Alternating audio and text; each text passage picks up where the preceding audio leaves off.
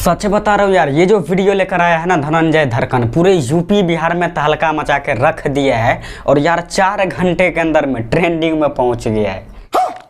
बता रहा हूँ यार, ये जो वीडियो में जो एक्टिंग किया है ना धनंजय धड़कन, कसम से कह रहा हूँ यार, यहाँ पे आके लगा है। और ये जो वीडियो है, अगर यदि आप लोग अभी तक नहीं देखे हो तो पहले देखो।